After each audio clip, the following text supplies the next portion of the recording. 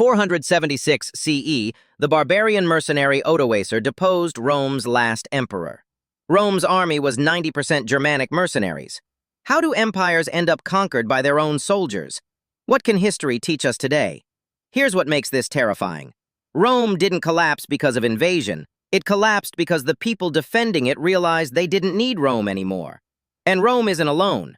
The Byzantine Empire, the Abbasid Caliphate, the Qing dynasty, all of them made the same choice. All of them handed their swords to foreigners. All of them thought they could control what happened next. They couldn't. But here's what's strange. Why do empires keep making this exact same choice, even when they know how it ends? Even when they know how it ends. Here's what the numbers actually show. In 200 CE, the Roman army was roughly 80% Roman citizens. By 400 CE, just 2 centuries later, that number had inverted. Foreign soldiers made up between 70 and 90% of Rome's military force. The Abbasid Caliphate started recruiting Turkish slave soldiers in 830 CE. By 861 CE, 31 years, these Mamluks murdered the Caliph. By 945 CE, they controlled the empire entirely while keeping the Caliph as a figurehead. The Fourth Crusade in 1204 was supposed to recapture Jerusalem for Christianity. Instead, the mercenary army sacked Constantinople, the city that hired them. The Byzantine Empire never recovered. 3 empires, 3 different continents, the same pattern. Hire foreigners for your army, lose control of your empire, watch those foreigners take over. And that's just the beginning. Because the real question is, why does every empire think they'll be different? Over the next 12 minutes, we're tracking this pattern through 4 empires and 15 centuries. Same trap, different faces. You're going to see the exact timeline, how long it takes for a solution to become a threat. We're talking 30 to 80 years, 1 human lifetime. You'll learn why empires make this choice even when they know the risk. Because they do know. The Romans studied what happened to Greek city-states that relied on mercenaries. The Byzantines watched Rome fall. They hired mercenaries anyway. And at the end, we're going to look at a number from 2023 that should make you very uncomfortable. Because this pattern, it didn't stop with ancient empires. Stay with me. Let's start with Rome, because Rome's collapse is the template for everything that comes after. In 200 CE, Rome has a problem. The empire stretches from the fog of northern Britain to the deserts of Syria, from Spanish olive groves to Egyptian grain fields. Defending those borders requires somewhere between 300,000 and 450,000 soldiers at any given time. And here's the issue. Roman citizens don't want to serve anymore. Military service used to be an honor. In the Republic, you served because you owned land. You had something to defend. But by the 3rd century, most Romans are urban poor or provincial farmers. Military service means 25 years away from home for terrible pay. Recruitment rates collapse. The legions are chronically undermanned. So Rome makes a choice. They start recruiting from Germanic tribes beyond the Rhine and Danube. These tribes, Goths, Vandals, Franks, are excellent warriors. They're cheaper than Roman citizens, and they're available. At first, this works beautifully. Germanic soldiers are loyal because Rome pays them. They fight hard because they're proving themselves to the empire. By 250 CE, maybe 30% of the army is Germanic, still manageable. But then the pressure increases. In 378 CE, the Goths defeat a Roman army at Adrianople and kill Emperor Valens. Rome is desperate. They need soldiers immediately, so they don't just recruit individual Goths anymore. They hire entire Gothic tribes as foederati, allied peoples. These tribes keep their own leaders, their own structure, their own identity. Rome just pays them and points them at enemies. By 400 CE, the Roman army is majority Germanic. The general defending Italy in 408 is a Visigoth named Stilicho. The soldiers guarding the emperor are Goths and Huns. And here's what Rome doesn't realize until it's too late. These men don't think of themselves as Roman. They fight for Rome because Rome pays them. That's it. In 476 CE, a Germanic general named Odoacer looks around and asks a very simple question. Why do we need an emperor? His soldiers can't answer. So Odoacer deposes Romulus Augustulus, a teenager, and declares himself king of Italy. The Western Roman Empire ends. Not with an invasion, with a resignation. But here's where it gets strange. Because the Eastern Roman Empire, what we call Byzantium, watches this happen. They see Rome fall because of mercenaries, and then they hire mercenaries anyway. Constantinople in 980 CE has the same problem Rome had 7 centuries earlier. Byzantium sits at the hinge between Europe and Asia. Every trade route that matters runs through Constantinople. Its capital is the richest city in the Christian world, but its citizens don't want to fight. Byzantine military service is unpopular. The themes, provincial military districts, are corrupt. Local governors embezzle funds meant for soldiers. Equipment is outdated. Morale is terrible. So Emperor Basil II makes a deal with Vladimir, Prince of Kiev. Vladimir sends 6,000 Varangian warriors, Scandinavian Vikings, to serve as the emperor's personal guard. In exchange, Basil helps Vladimir convert Rus to Orthodox Christianity. The Varangian Guard becomes legendary. They're ferocious in battle. They're loyal because they're foreigners. They have no stake in Byzantine court politics. They can't be bribed by rival nobles because they don't speak Greek. For 2 centuries, this works. The Varangians guard emperors, crush rebellions, fight in campaigns from Sicily to Syria. But then the composition changes. By 1100 CE, fewer Scandinavians are traveling to Constantinople. The Varangian Guard starts recruiting Norman knights and Anglo-Saxon refugees from England after the Norman conquest of 1066. These men speak languages Byzantine officials understand. They have connections to Western Europe, and Western Europe is getting aggressive. In 1204, the Fourth Crusade arrives at Constantinople. This is supposed to be an army sailing to Egypt to fight Muslims. But the Crusaders are broke. They owe money to Venice for transport, and Venetian merchants want access to Byzantine trade routes. So the Crusaders make a new deal. They sack Constantinople instead. The city burns for 3 days.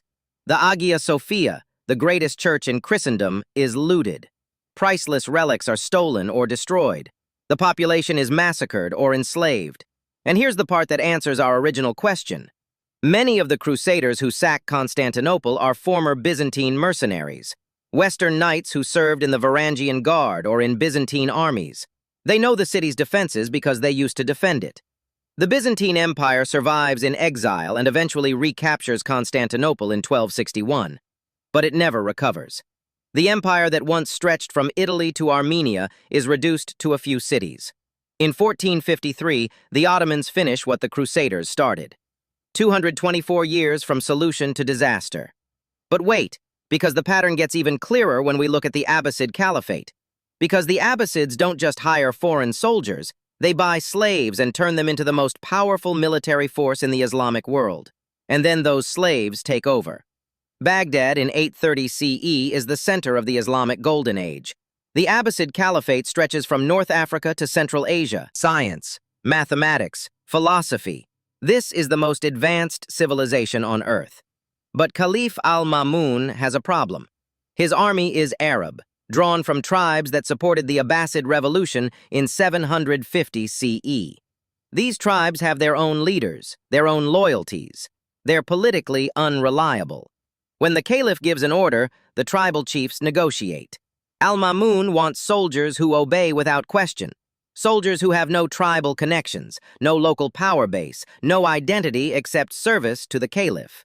So he starts buying Turkish boys from Central Asian slave markets. These boys, some as young as 10, are trained as warriors from childhood. They convert to Islam. They're taught that their only loyalty is to the caliph who owns them. They're called Mamluks, slave soldiers. At first, there are only a few thousand, elite bodyguards. But they're incredibly effective, disciplined, skilled, fanatically loyal. So the caliphs buy more, and more. By 850 CE, the Mamluk Corps numbers perhaps 70,000 men. They're the core of the Abbasid military. Arab tribal soldiers are increasingly sidelined. And then the Mamluks realize something. The caliph is just one man. They are 70,000 warriors. If they act together, who can stop them? In 861 CE, 31 years after Al-Mamun started the program, Mamluks murder Caliph al-Mutawakkil. They install his son as a puppet. For the next 4 years, Mamluks assassinate 3 more caliphs. The caliphs try to regain control. They can't. Because here's the paradox. The Mamluks are slaves, but they're armed slaves. You can't punish them without starting a civil war. You can't disband them because then you have no army. By 945 CE, a Mamluk general named Ahmad ibn Buya marches into Baghdad and takes control. The caliph remains as a religious figurehead. He leads Friday prayers and his name is on the coins, but he has no power. The Mamluks rule. 115 years from recruitment to dominance. 3 empires, 3 variations of the same trap. But here's what we haven't answered yet, and this is the part nobody talks about. Why does this keep happening? Because these empires aren't stupid. They know the risk. So why do they take it anyway? Let's think through the logic from the empire's perspective. Put yourself in the emperor's position. You need an army. You've got 3 choices. Option 1, citizen army. Recruit from your own population. This is expensive. You have to pay citizens well because they have alternatives. It's politically risky. Armed citizens can overthrow you. And it requires legitimacy. Citizens only fight for a government they believe in. Option 2, conscription. Force citizens to serve. This is cheaper but wildly unpopular. Conscription breeds resentment. Conscript armies have low morale. And if you're unpopular enough, conscripts defect or rebel. Option 3, hire foreigners. They're cheaper than citizens. They have no political connections, so they can't threaten your rule through domestic politics. They're grateful for employment, so they seem more loyal. And if they die, your citizens don't care. Option 3 looks like the smart choice, for about 30 years. But here's what every empire discovers too late. Foreign soldiers are only loyal as long as you're stronger than they are. The moment they realize they're the source of your power, that you need them more than they need you, the relationship inverts, and you can't go back.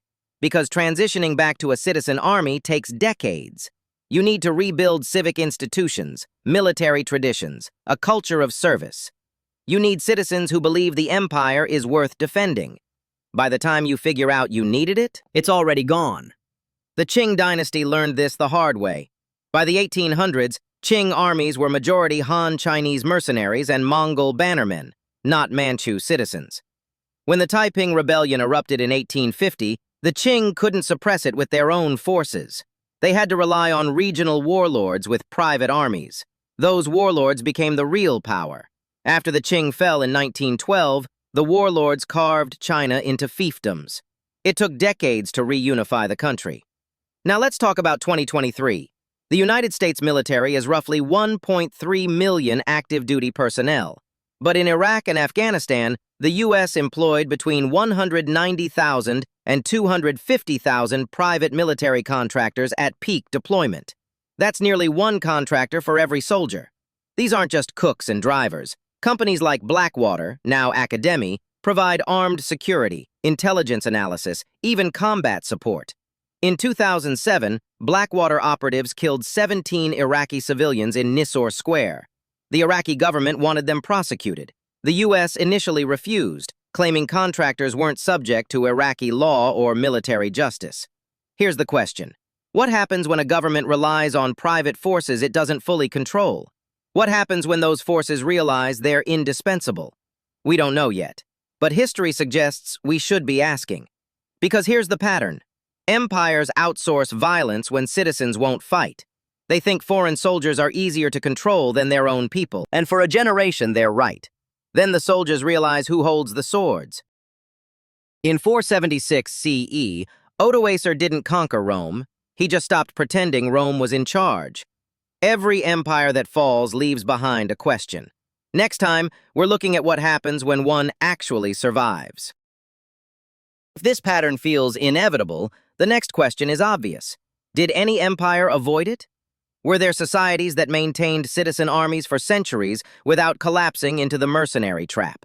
The answer is yes, and the way they did it changes everything we just discussed. That's the next video.